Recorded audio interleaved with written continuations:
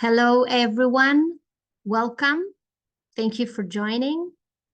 My name is Silvina. I am U.S. Account Executive at LIV, and together with David Javer, who's founder of Climate Positive Consulting, we'll be discussing SMBs carbon strategy. I know everyone is still connecting and getting ready, but I'd like to take this opportunity to make a few announcements. Can you hear me all right? Yes? Great, fantastic. So first, the chat section will be active during the entire session. So for networking purposes, I suggest that you take only a few seconds to drop a comment there, introducing yourself, introducing your business. You can mention your location, your target, or even your expectation for today's session. And if we go through the agenda for today, so David will be presenting first, and then I will follow him. I will be sharing a demo video of LIV app so that you will be able to see the app in full action. And after this, we hope to have some spare minutes before the end of the session to answer some questions. So feel free to write your questions in the chat section too. Last but not least, we kindly ask you to keep your microphones on mute so that we can sound loud and clear and no information is missed. So we are ready to go. Let me know, David. Are you all set? I'm set. Okay, carry on then. All right. Give me a minute to bring my slides up. Thank you for the introduction, Silvina. So part of the reason we're all here is that business climate action has exploded in the last 5 years. And what I want to dive into in the next 10, 15 minutes or so is really get into not only the why of business climate action, but the why now, and touch on some of the fundamentals of crafting and implementing carbon strategy with an eye toward the small and medium-sized businesses that we're focused on today. So as Silvina said, I'm the founder of Climate Positive Consulting, where we measure carbon footprint, craft business climate strategy, and drive greenhouse gas reduction. I've led that and its predecessor company for the last 14 years, and we've probably worked with 100 companies on greenhouse gas reduction in different ways and with different goals.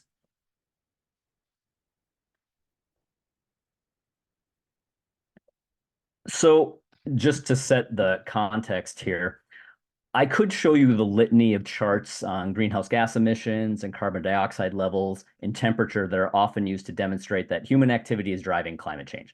So I'm not going to do that here.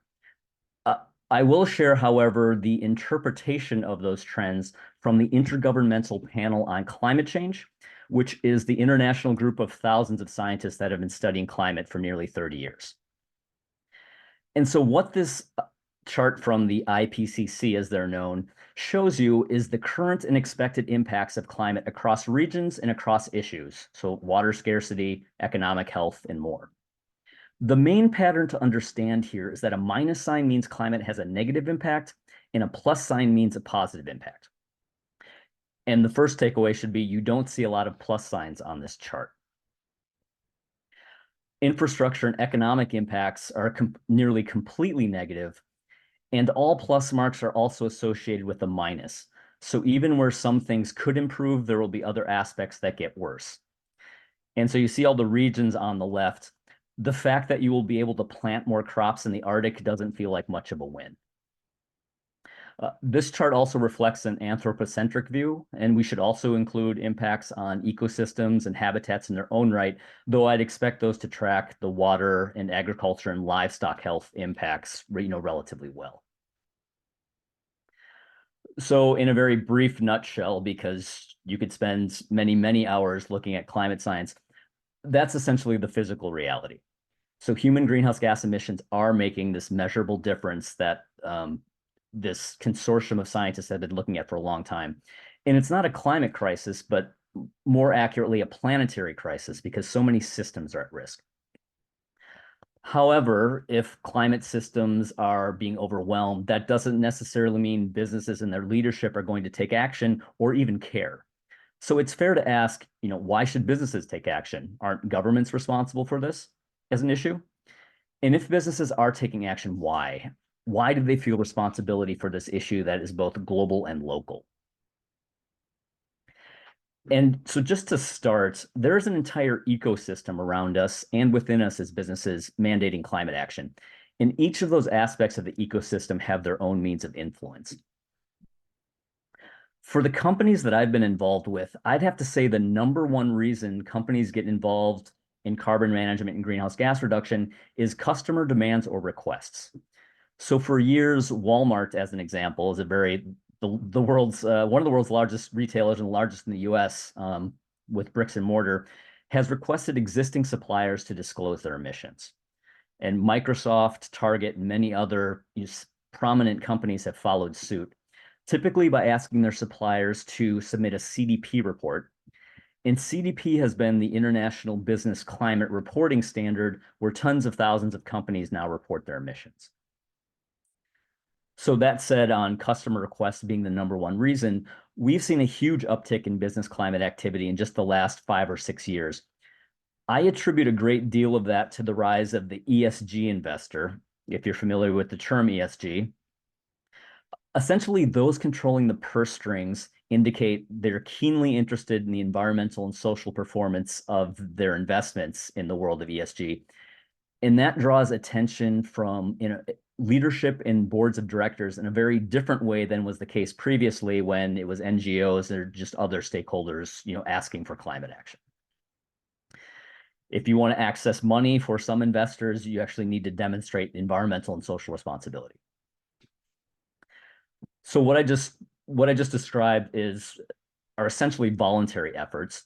And we could certainly get into a discussion around whether we expect voluntary drivers above to be adequate or whether we require government regulation to achieve climate goals.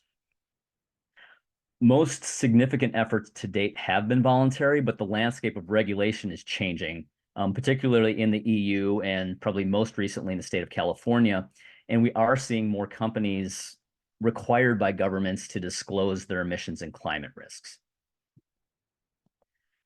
I will say for that, particularly for those of you representing small businesses, so many of these drivers may not affect you directly. For some of these, there's sort of size thresholds that would trigger needing to disclose greenhouse gas emissions. You as a small business may not necessarily be seeking investors and might not be large enough to be regulated. But if you're in the value chain of these companies, you will get swept up in the commitments and requirements.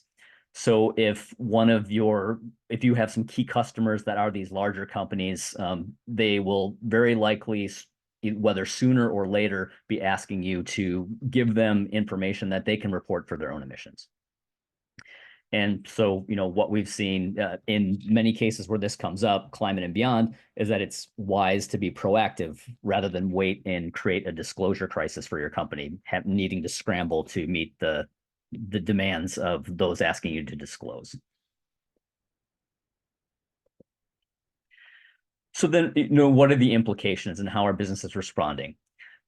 Responses to this include to first just get a handle on your contribution to the problem. Where you're contributing to the crisis represents a risk to your company.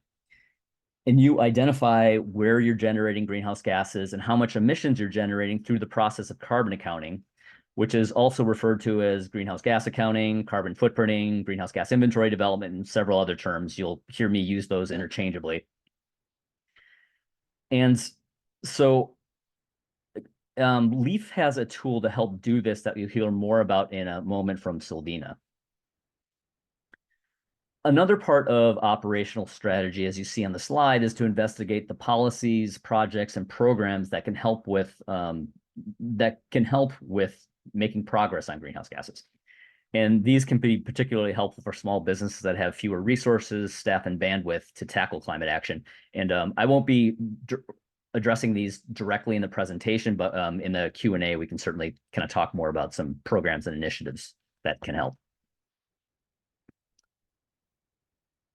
So that's really the prelude around, why businesses are taking action, kind of what the drivers are. And now I want to transition or pivot into some of the fundamentals of accounting. So just to start with the core definitions for those, I realize some of you may be very familiar with these and others may not, but we're trying to level set here. So just to start with the core definitions, greenhouse gases are the core of what we're tackling in climate strategy. There are 7 greenhouse gases you're required to track by the international standard that governs emissions accounting, the Greenhouse Gas Protocol.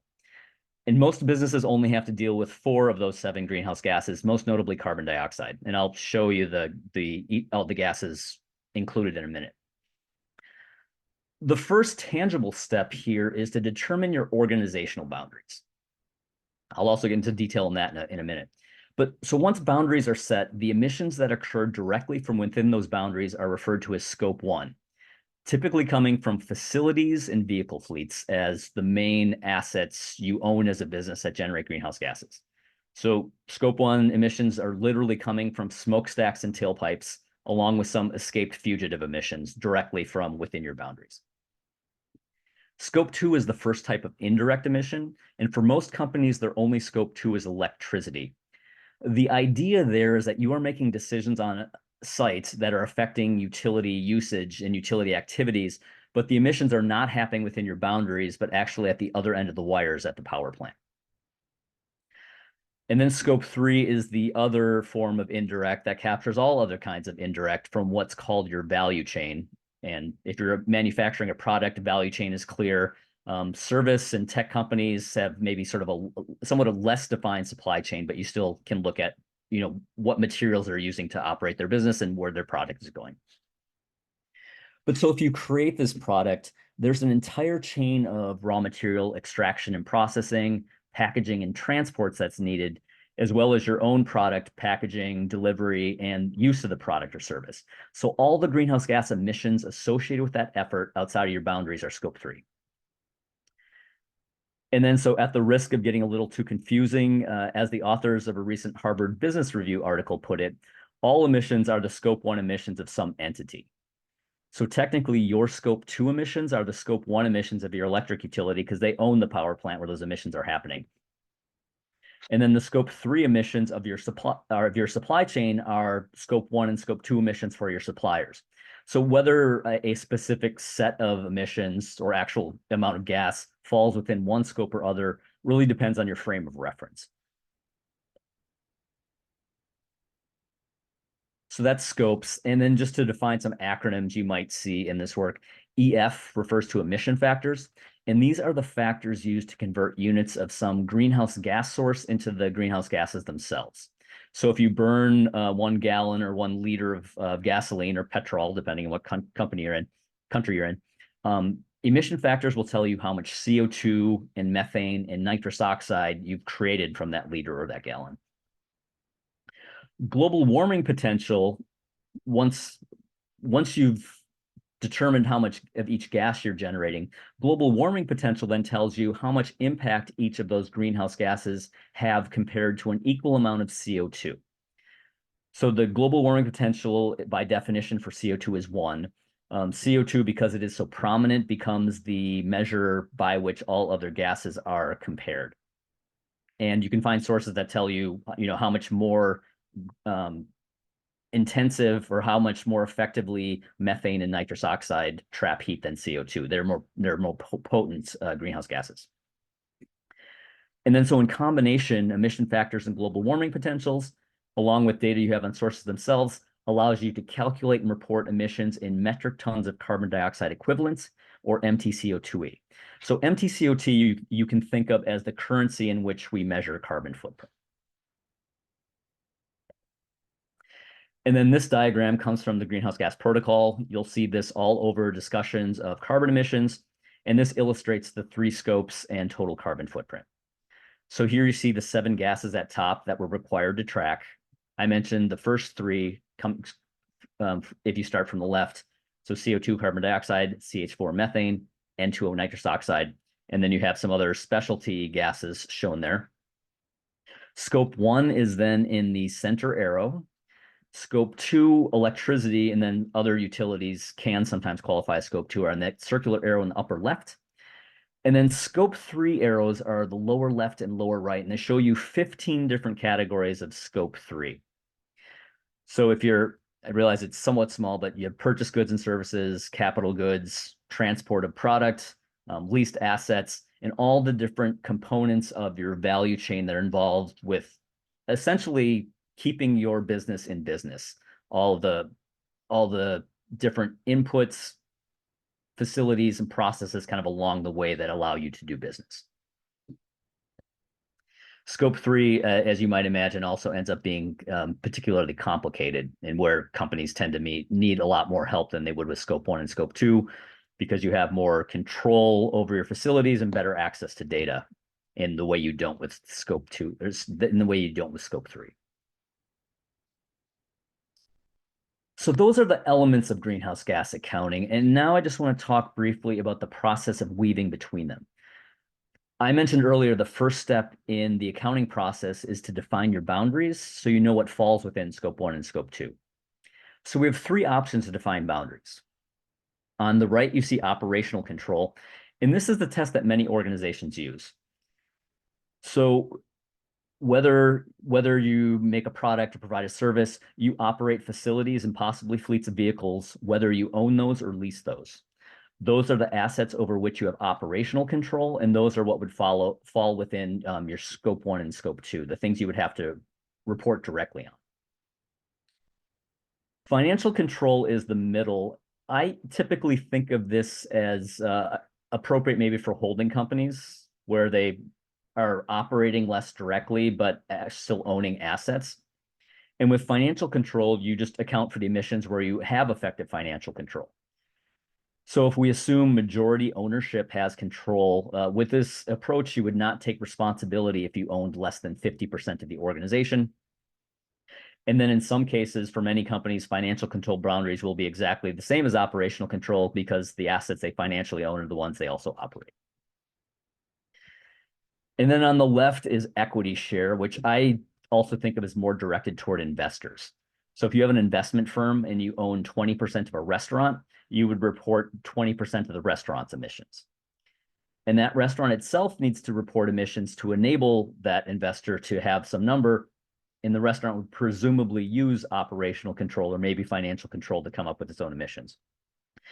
I tend to think of these as tests. It's things you can look at your operation to decide whether it falls within boundaries or not. And when you do this, so you identify all those different assets you own, whether it's buildings, vehicles, other equipment, or even land that would fall within Scope 1 and Scope 2. And then in moving on from setting boundaries and identifying greenhouse gas sources, we're then in the data collection portion of the work. So typically for carbon footprint, you're collecting data on things like liters of diesel fuel, kilowatt hours of electricity, megajoules or therms of natural gas, and all the other available data you have on greenhouse gas sources.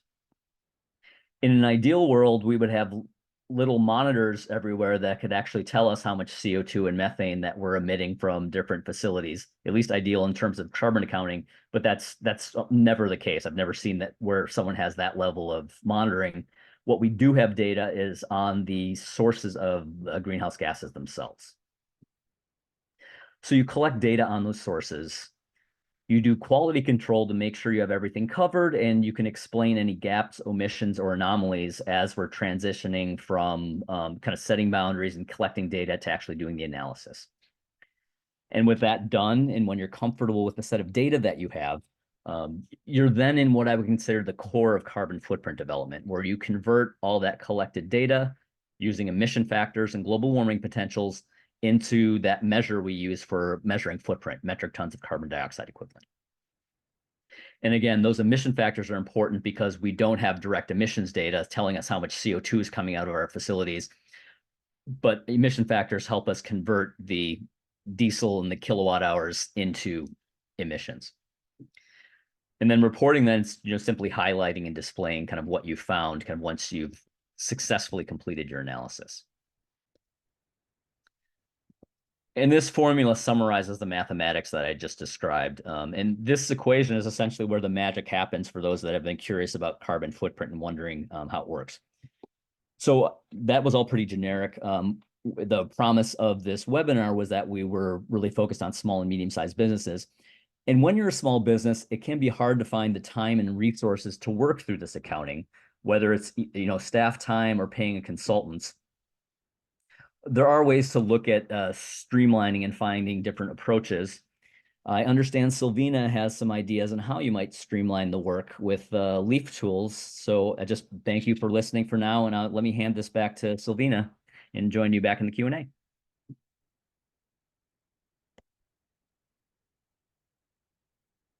Perfect. Let's connect my presentation. Just a second, please. Thank you so much, David, for your enlightening presentation, and thank you all for staying up till now. So for those who were not in the beginning, my name is Silvina, and I'm U.S. Account Executive at Leaf. I'm currently based in Atlanta, Georgia. So following to David's presentation, I will share a few additional thoughts, and finally, I will show you a video of a demo, so you will be able to see Leaf app in real action. So let's start. We are aware of the problem, just as David was mentioning a few minutes ago. We've all heard 2023 was the hottest year on record. We cannot deny the effects of climate change. So what can we do then? I think it's time to be part of the solution. Certainly, carbon accounting is one way to work towards climate action, and this is where Leaf comes in. We want to help businesses, no matter its size, no matter which activity or industry they are working in. We can help you be part of the solution. Let's make your business more sustainable by systematizing and streamlining the management of your carbon footprint in a very easy and simple way. There's no need to complicate things, right? So I know David mentioned a few pros of carbon accounting, but I wanted to do this to summarize some more, which I think are the most important ones. So just before I show you the demo, let me share a few comments on this. So if you have a carbon accounting program in place, I'd say the first advantage would be that you could safeguard and enhance your company's reputation. Let's say you have an environmentally conscious business, you're trying to reduce your carbon footprint by managing your waste or being energy efficient, you name it. It is clear your business is committed with sustainability, and you're putting a lot of time and a lot of effort in that direction. However, that's not enough anymore. Today demands for you to track your efforts. You need evidence. And that's why accountability is a great way of protecting your business's reputation. Very connected to this is number 2. You can build trust through transparency.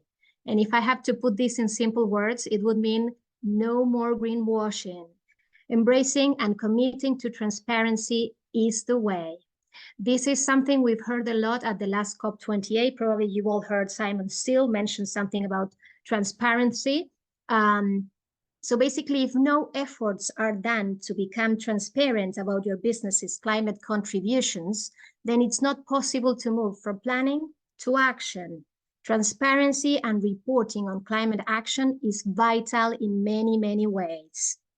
Let's move on to another advantage. Number 3, you can address rising environmental concerns in the public sphere much faster.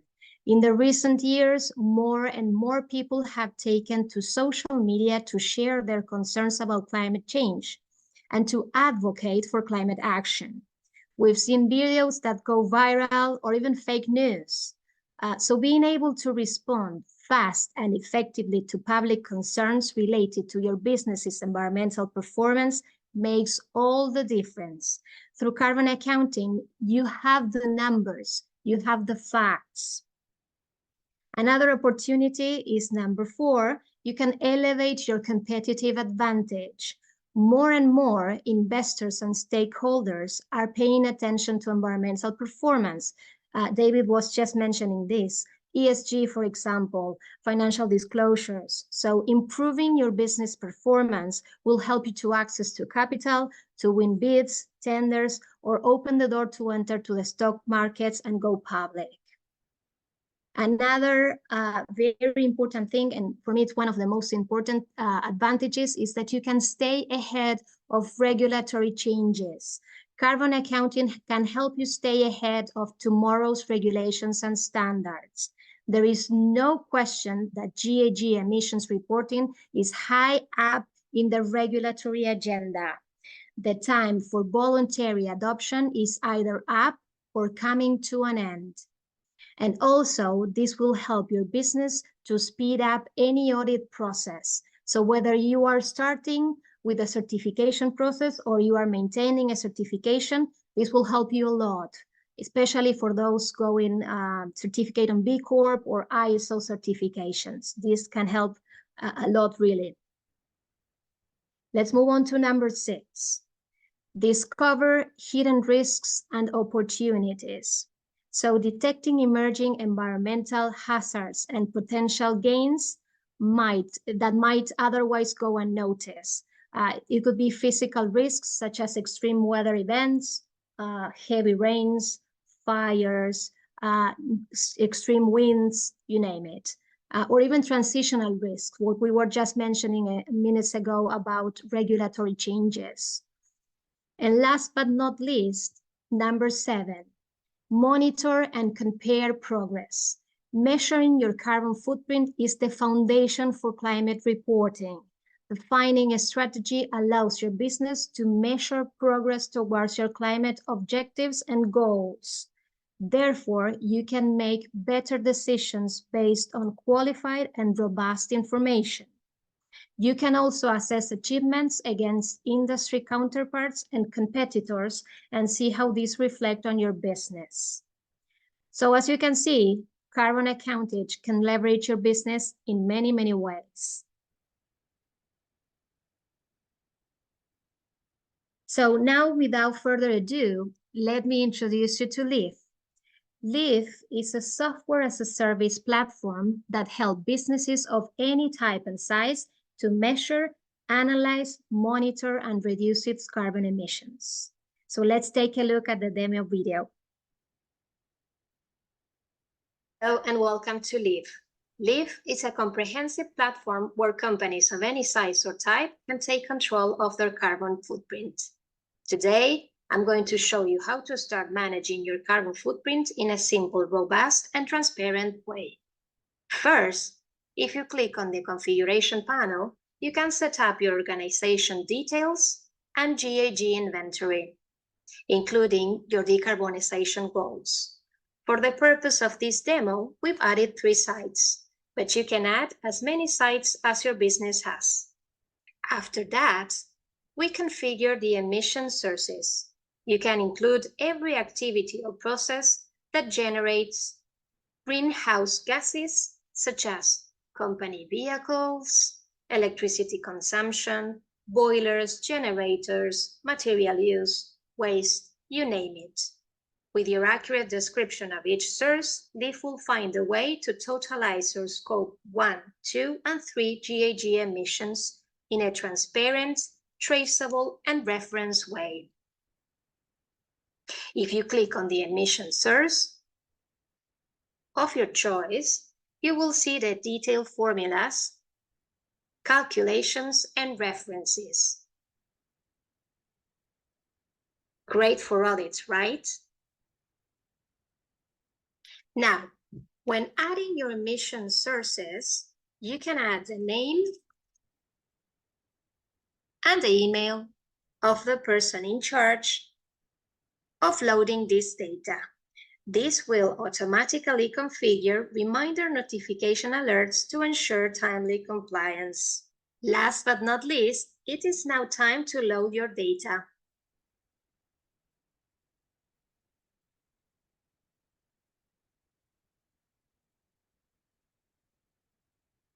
It is super fast and easy. Once that is done, it is time to monitor your carbon footprint in real time and report your results. And there you go. Here's your dashboard. You can now see your yearly emissions and check progress of your company as a whole or for each of the sites. You can also see how far you've gone loading your data, the total emission, and the reduction targets you've set for each of them. Further down, you can see some charts that show GHG gases, scope 1, 2, and 3 emissions, and energy-related emissions. And you're also able to see the evolution of your emissions compared to your selected target. But there's more. If you want to go deeper into your data and find room for improvement, you should go to the analytics section. Here, you will be able to have an accurate insight of your carbon footprint. You can visualize charts for scope,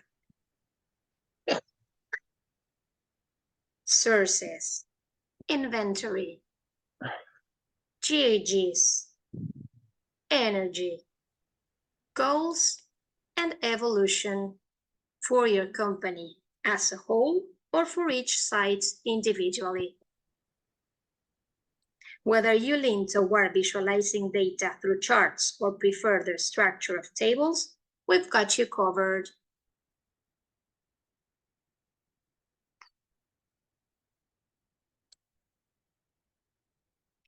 Need to download your data? You can download your reports in PDF format. Just export them whenever you want. Finally, keep in mind that Leaf is a customizable tool, so whatever the need your company may have, we certainly can help. Leaf, empower your environment-aware company.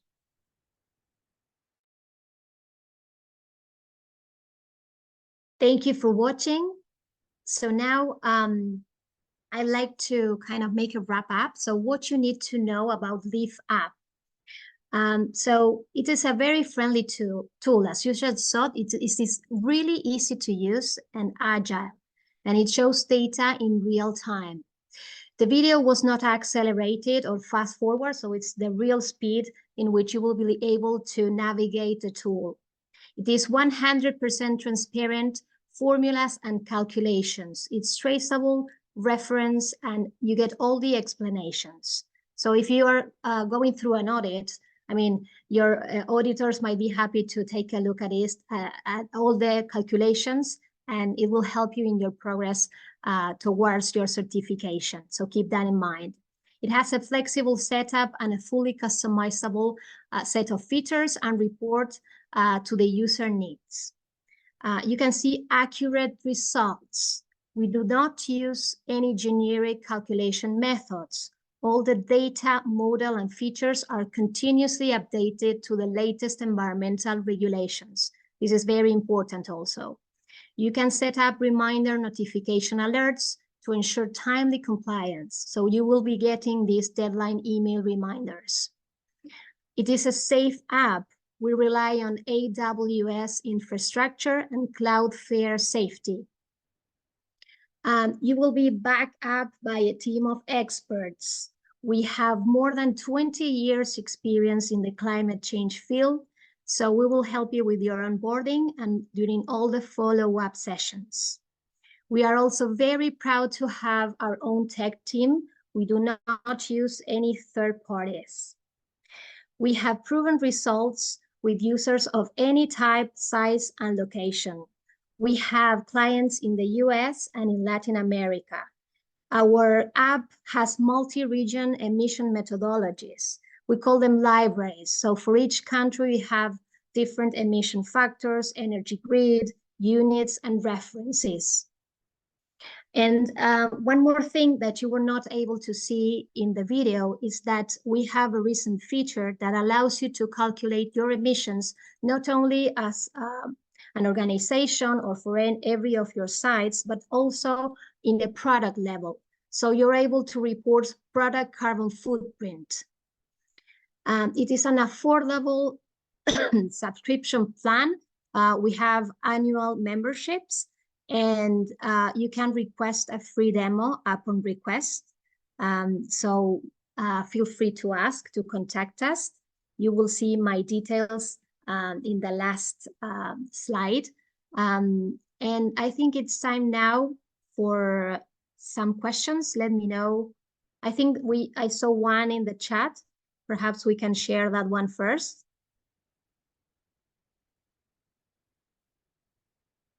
I think, David, you've already answered. Yeah, there's one answered in the chat. Yeah. But if you want, you can kind of put it out so that everyone can listen to it.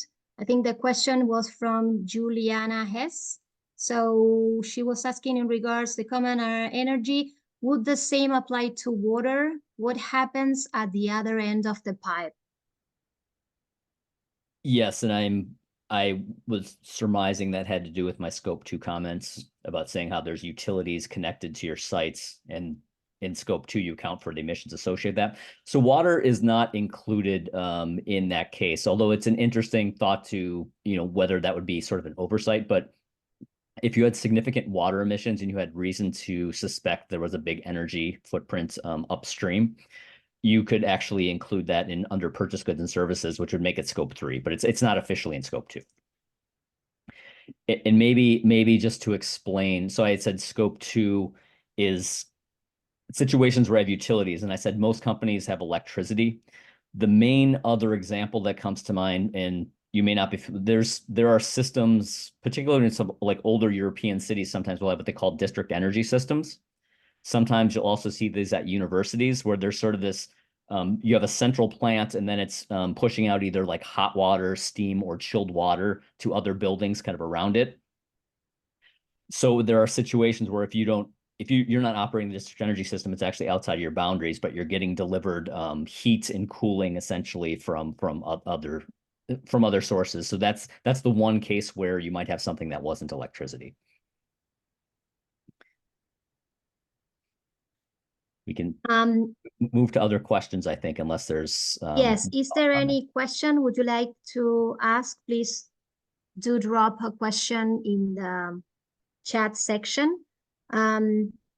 We've also got a few questions through the form that you got through email, so I can answer one of those. Oh, wait, there's one here. From Octavio? Yes, Octavio Chirinos. A marine terminal must include CO2 emissions of vessels. If vessels are delayed for inefficient operations, this will be for terminal account. Yeah, I'm not sure if I got that right. Sorry. Probably for me. That's an interesting question. And it actually goes back to those control boundaries we were talking about. So if you're talking about the terminal and they're not actually operating the boats, I think in like some cases that actually would not fall in scope 1 and scope 2. There may be other ways to think about how you would sort of account for that, but all that means is you don't account for them in scope 1 and scope 2, but you would account for them for scope 3. And there's probably a few places that they might sort of slot into the scope 3 categories. I'd have to think about maybe where sort of the best place is. And then the second part of the question is delayed for inefficient operations. Yeah, I mean, I guess if you had, whether you're counting that for somehow in scope 1 or in scope 3, if you have excess idling, or you have the issue with a lot of sea vessels is they're operating on bunker fuel, which is almost like literally the bottom of a barrel of petroleum. So it's a pretty dirty fuel and relatively carbon intensive. So we have seen terminals look at electrification and ways to like actually make the air cleaner as well as reduced footprint, but also efficiency in terms of like maybe having anti-idling or other mechanisms. Because if you don't have that, it could certainly increase your greenhouse gas emissions, and generally efficiency is something that's required to look at. Okay, so I have one question that we got. Oh, sorry, there's someone raising the hand. Juan Maximo Magoni, would you like to ask your question? Hello, how are you? Well, thanks for the invitation. Very clear presentation, David and Silvina. Thank you. I'm from Mar del Plata. I think some of you are also from Mar del Plata. And I also come from the sustainability projects. And well, I want to ask, maybe I think, David, you presented in the beginning about the business drivers that the companies that they want to, get involved on these programs. And you said the most important one was the customer request, and like the driver more important. how the customer make the, I mean, make the message to the company that I mean, how the company show to the customer that he's doing all these things, so the company can see like a investor, like an inversion, and not like a cost on this situation. Yeah. Your question makes me realize that one clarification I should have. So when I'm talking about customer, that was actually for B2B, if you're familiar with that term, but business. Yeah, perfect. Yeah. Yeah, So I clear. was talking about Target, Microsoft, and Walmart's pushing it down to their suppliers. And in some cases, I've seen many companies where Walmart, at least in the US, could be 20% of your business. If they're asking you to do this, you're probably want to keep that 20% of your business. So you'll do what you can to sort of meet the request. And a lot of companies have been sort of caught up in that. Yeah. If you're like a company going direct to like retail customer, well, not retail customer, but if you were doing direct to customer, individuals would have less clout. But it's the fact that these businesses could be a very significant portion of your business.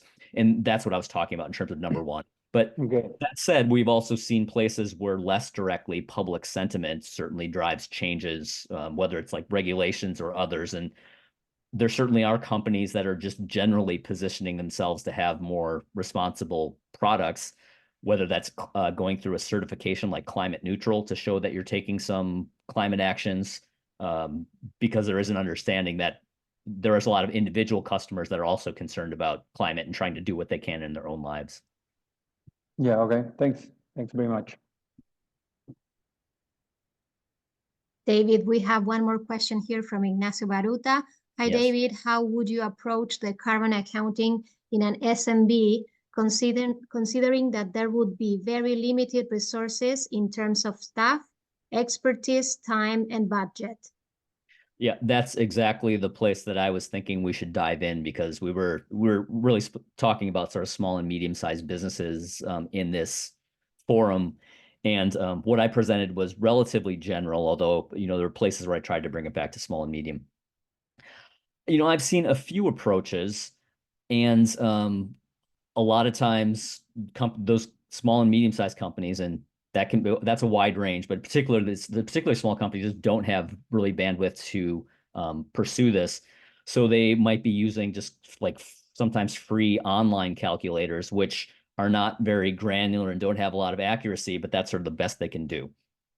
So there is and the United Nations set up SME Climate Hub, which is a small and medium-sized enterprise climate hub, as sort of a challenge in a good way to small companies to commit to a net zero goal, and specifically reducing their emissions in half by 2030. So if you do that, there's a pretty generic calculator that companies have access to get a first pass. But then what they also say, they encourage you to actually work with primary data. So they're basically saying, we have this tool for an estimate. It's not going to cut it directly. I have seen there's also sort of a few Excel templates, like Greenhouse Gas Protocol has an Excel template and also the U.S. Environmental Protection Agency also has a pretty good template, particularly for those based in the U.S., where if you just enter your inputs and it can come up with a footprint. And so that is sort of a step up from what I just previously described. And then sometimes I've had a couple projects where we're just sort of helping coach someone do that. So it's pretty affordable for a small company to kind of take that approach. And maybe this might be going a little off topic, but I think in general, what I see companies do is sometimes they'll start with spreadsheets, and this is generally at least medium and sometimes smaller, large companies, where they start with spreadsheets and then they start to feel a lot of pain points around it, because after a certain point, you want to be able to compare between years. And if you've done these analyses as annual snapshots, it's actually a little hard to sort of redesign the data to actually look between years, when before you didn't really design to look sort of across time. And that's when I see companies frequently shift over to accounting platforms. And then with accounting platforms, different platforms have different kind of price models. There are some the platforms I hear about the most in the US have a price point that's set that there's basically pretty much no way a small company is going to look at it. So I think for those of you with small businesses, I think platforms certainly can be the one way to streamline this. And in general, I would just look at the expenses of all options and also look at what are the drivers and what's pushing you to report. If you do have one of those major customers, whether you have a major customer right now immediately, or whether you're looking downstream, eventually you'll probably be pulled into reporting one way or the other. So we generally are cautioning companies to look at it now. And then I would, look at your options and kind of look at the pricing. But part of the evolution tends to be going toward greenhouse gas accounting platforms, because you start to get into a lot of pain points when you're managing it elsewhere. So I don't know that I completely addressed your question, Ignacio, because it's honestly tough. I mean, there's real resource constraints there. And as a small business, you're probably already wearing several hats just trying to keep the doors open. But there are all these different drivers pushing companies toward climate action. And sometimes that's even internal. It's like the owner wants to do the right thing. You can attract more customers by doing the right thing. And just the question is like, how to go about achieving it. So in relation to this, we got a question earlier through the forums, and actually it was someone asking, what's the difference between a spreadsheet and an app such as Leaf? So part of the question you answer, spreadsheets are time consuming, are labor intensive, and they are not proof out of error. I mean, it's very easy there's a huge possibility to have a human error when you deal with spreadsheets. You might even be using out-of-date formulas or calculations. And some of them, as you were saying, David, use generic estimates. So that means your results may not be accurate at all. So through an app such as Leaf, you can eliminate data entry errors and calculation errors. You can automate data updates, and there's also opportunity for data cleaning and anomaly detection. So it's much error-proof, let's say. So you will have all the accuracy you need in order to get a report that you can trust on. But apart from that, you mentioned something that if you want to compare years, Leaf app will allow you to see your yearly emissions. And actually, when you start with your base year and you set up your emission sources in your sites, then for the following years, the system will automatically repeat that. So you will not need to kind of start doing it all over again for every single year. So it will make things a lot easier in that way. Not to mention the part related to errors and accuracy, right? So I took the opportunity to answer this one because it was related to what you were just saying, David. I think there are more questions. So one more here, it says, any suggestion on whether to report on GHG protocol ISO 14064-1 or just manage the carbon footprint implementing a decarbonization strategy without a formal framework as an SMB? Would you like me to start? Yeah, go ahead, please. Most organizations, platforms that make claims that I've seen almost always reference that their greenhouse gas protocol compliance. I don't know. It's not a super heavy lift to track that. It's mostly making sure you're tracking the gases that I showed and structuring the reporting in the different scopes and categories that I just showed. But that could be enough to be greenhouse gas protocol. So ISO 14064 is, if you're familiar with ISO standards, so that is their standard toward organizational footprint. I find that pretty compatible with greenhouse gas footprint, and it's not necessarily predictive. Like they talk a lot with a lot of ISO, it's a lot about process, but there's not a lot of specific content necessarily. And I haven't seen a real sort of disconnect between those two. But sometimes if you might be a B2B company selling to other businesses. They might want their suppliers to be like ISO 14001 compliance. So that's something you can look for certain clients to like say, hey, we're also 14064 compliant. So it's less of a technical issue and more about kind of marketing or labeling what you're doing.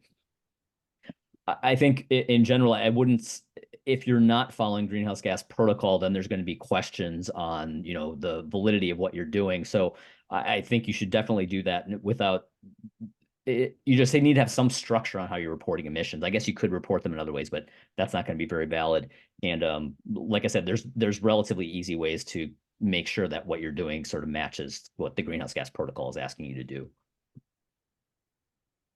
I agree with that.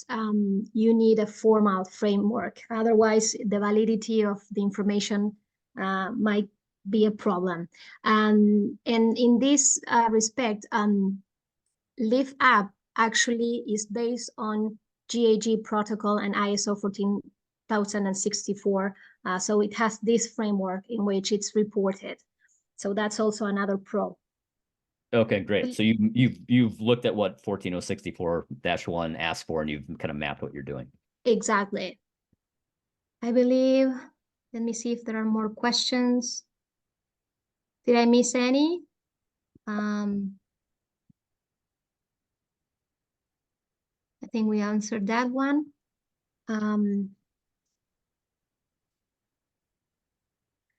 I had one last question from the forums. So if there's no other question in the chat, I might go with this one. How are we doing on time? Can we do one more? Okay. So the question I had here was, what would be the steps to start with the carbon accounting methodology? I think part David mentioned before, but defining boundaries would be the first step. And second step would be contacting LIF. No, just kidding. But I mean, you should define also, and I think this is a very hard part, is to define your base year. How many sites, how many emission sources, and the scope you want to report. If you have operations locally or internationally, that would be like the first step. Then obviously you will need to be collecting your data, which might take some time. And you need to establish a frequency in which you would like to report that. Through the Live app, you will be able to set your frequency in monthly, bi-monthly, quarterly, and annually. So that is also something that might be able to help you. And the reminders are set according to that. So before your deadline is over, you will get an email with a reminder 5 days before your deadline, reminding you to load that information. And 5 days after, if you have forgotten. And then basically the following step would be to load the data and then set your goals and target, and then repeat in time and keep on tracking that information so as to be able to report it. I don't know if you want to add anything else on this, David? Well, you mentioned base year, which actually brought up a slide I didn't include in this, but one thing I've thought about is just sort of raising the broader question of like, why do we do accounting at all? So referencing a base year sort of suggests a reduction target, because then you want to look forward in time and ideally see the emissions kind of go down. And that's really the goal, right? We're trying to reduce our contributions to climate change, not just do accounting as an accounting exercise per se. So one question I've often raised in some of the classes that I've been teaching is like, so, why do we do accounting? If we know fossil fuels are the problem, why don't we just sort of phase those out and not worry about trying to do all the counting? The real value of accounting is that it tells you what's significant. So if you go through that exercise and find out facilities are 5% of your footprints, and you thought you were going to put 50% of your effort toward addressing facilities, that would be a misallocation of resources. Accounting really allows you to approach greenhouse gas reduction strategically in a way that just jumping into your nearest climate solutions doesn't. And I think certainly we already know, like, yes, let's get our electricity renewable. There's certainly things you can do outside of accounting, but I still think you want to do the exercise to come up with a value. And that's what as someone who's been working in the field for a long time and has gravitated toward this area, that's exactly why, because it really provides the insights around being able to kind of manage your operations in your company strategically. That's great. Fantastic. Do we have any other question? I don't think we do.